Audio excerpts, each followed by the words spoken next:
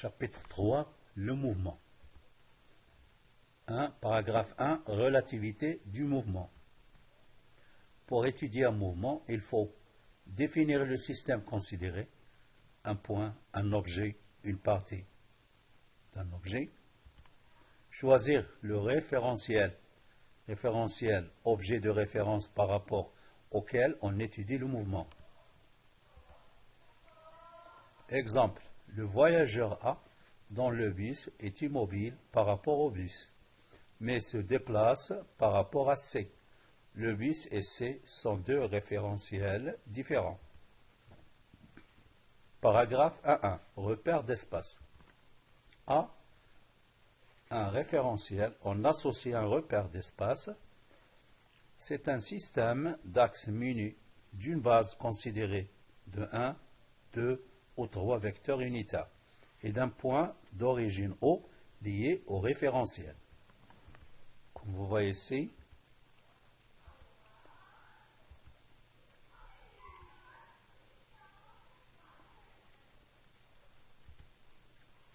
paragraphe 2.1, repère de temps, date et durée.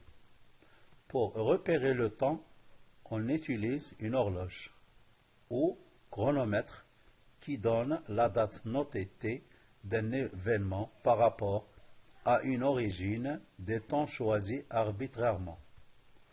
L'intervalle de temps qui sépare deux dates T1 et T2 représente une durée, on la note delta T, entre parenthèses, delta T égale à T2 moins T1. Dans le système international, les dates et les durées sont mesurées en secondes. Comme vous voyez sur l'axe de temps, ou bien ce qu'on appelle aussi unité de temps. Un référentiel est la combinaison d'un repère d'espace et d'un repère de temps. Paragraphe 3.1. La trajectoire d'un point. Dans un référentiel donné, on appelle trajectoire d'un point l'ensemble des positions successives que ce point occupe au cours de son mouvement. La trajectoire d'un point mobile dépend du référentiel d'étude. Comme vous voyez, c'est sur le schéma. Pour l'observateur dans le train, le mouvement de la balle est rectiligne. Pour l'observateur en dehors du train, la trajectoire de la balle est curviligne. Exemple 2. On considère une roue de vélo. La trajectoire de la valve dans le référentiel centre de la roue est un cercle. Le mouvement est donc circulaire. La trajectoire de la valve dans le référentiel route est une courbe. Le mouvement est donc curviligne. Paragraphe 2. La vitesse d'un point d'un mobile. Paragraphe 1.2. La vitesse moyenne Vm. La vitesse moyenne notée Vm d'un objet est le quotient de la distance d parcourue par la durée de parcours delta t. Vm égale à d sur delta t. d est en mètres, delta t en secondes, et Vm est en mètres par seconde. Donc Vm est dite vitesse moyenne en mètres par seconde, d c'est la distance parcourue en mètres, delta t c'est la durée en secondes. Exercice. Calculer la vitesse en mètres par seconde et en kilomètres par heure d'un vélo qui parcourt 23 km en 42 minutes. Convertir une vitesse en kilomètres par heure en une vitesse en mètres par seconde. Donc, tel que 1 km par heure égale à 0,277 mètres par seconde. Paragraphe 2.2. Le vecteur vitesse instantanée. La vitesse instantanée d'un mobile est la vitesse à un instant donné, c'est la vitesse donnée par le tachymètre de la voiture à l'instant où on le regarde. Les caractéristiques de la vitesse. En premier lieu, on a l'origine, c'est le point où se trouve le mobile ponctuel à cet instant. La direction, la tangente à la trajectoire. Le sens, celui du mouvement. Et la norme représente en une échelle donnée la valeur du vecteur vitesse à cet instant. La vitesse instantanée Vt d'un point mobile à la date t est pratiquement égale à sa vitesse moyenne calculée pendant un intervalle de temps très court encadrant l'instant t considéré. On va voir un petit TP. Un mobile autoporteur est lancé sur une table à coussin d'air.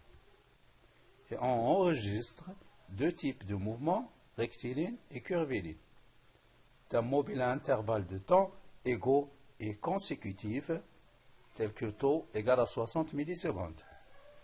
Cas d'un mouvement rectiligne. C'est comme vous voyez ici sur le schéma. La trajectoire est rectiligne, le sens du mouvement de gauche vers la droite.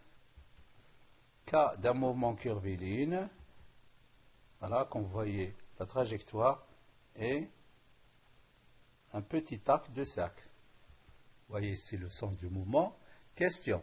Pour chaque type de mouvement, déterminez les caractéristiques du vecteur vitesse instantanée au point M3. Donc la vitesse instantanée est notée V3. Réponse, les caractéristiques de la vitesse. V3. L'origine, c'est le point M3.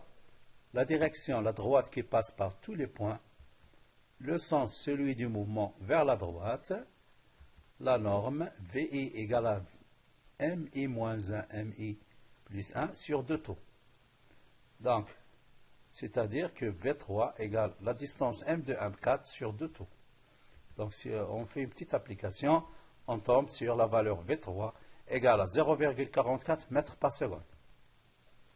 Donc, de l'autre côté, les caractéristiques de la vitesse V3 pour l'autre mouvement, ce qu'on appelle le mouvement curviligne. L'origine, c'est toujours le point M3. La direction, la tangente à la trajectoire au point M3. Le sens, celui du mouvement. La norme, c'est la même chose. Comme tout à l'heure, V3 égale à la distance M2, M4 sur 2 taux. Voilà, on tombe sur une valeur V3 égale à 0,35 mètres par seconde.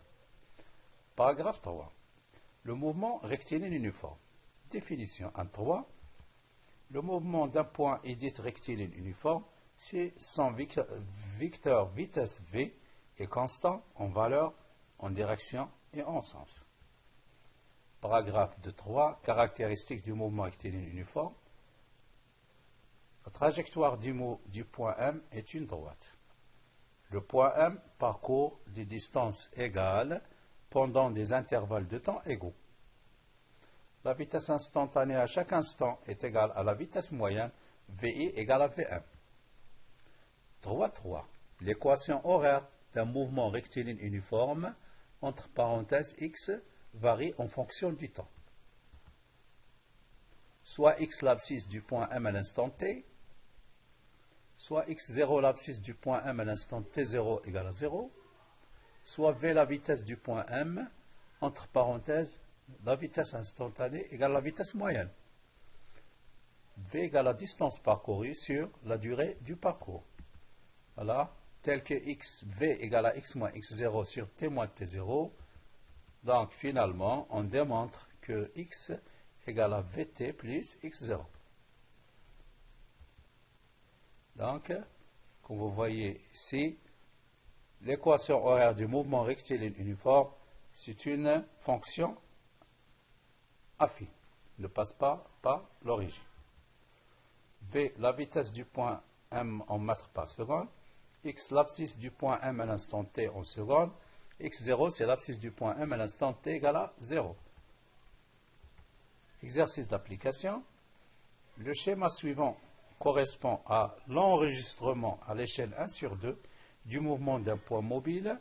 L'intervalle de temps qui sépare l'enregistrement de deux points successifs a pour valeur taux égale à 20 millisecondes. Comme vous voyez ici sur le schéma, le sens du mouvement et tous les points de déplacement sont situés sur une droite. Question 1. quelle est la nature du mouvement? 2. Calculer la valeur de la vitesse instantanée au point M en M3 et M6. 3. Dessiner les vecteurs vitesse V3 et V5 avec une échelle convenable. 4. On choisit M3 comme origine de l'espace, OI, à l'instant de l'enregistrement de M1, origine de l'axe des temps, écrire l'équation horaire du mouvement du point M. 5. On choisit les points M2 et M6, etc. Paragraphe 4. Le mouvement circulaire uniforme. 1.4. Définition.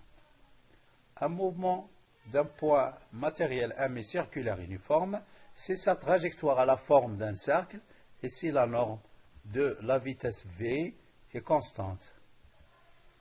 Paragraphe 2.4. Caractéristiques du mouvement circulaire uniforme.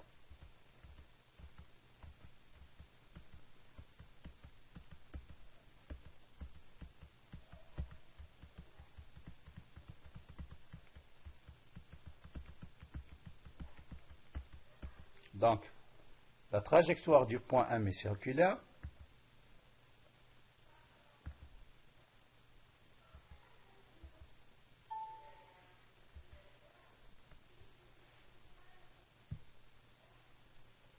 Trajectoire du point M est circulaire. Le point M parcourt des distances égales pendant des intervalles de temps égaux. Le vecteur vitesse est tangent au cercle de la trajectoire durant tout le mouvement. Entre parenthèses, il est également orienté dans le sens de ce dernier. Finalement, on vous propose un exercice d'application comme suivant. Le schéma suivant correspond à l'enregistrement du mouvement d'un point mobile. L'intervalle de temps qui sépare l'enregistrement de deux points successifs a pour valeur taux égale à 40 millisecondes. 1. Quelle est la nature du mouvement? 2. Calculer la valeur de la vitesse instantanée au point M en M3 et M5. 3. Dessiner les vecteurs vitesse V3 et V5. On choisit une échelle. 1 cm correspond à 0,15 mètres par seconde. Et je vous souhaite bonne chance. À la prochaine. Merci.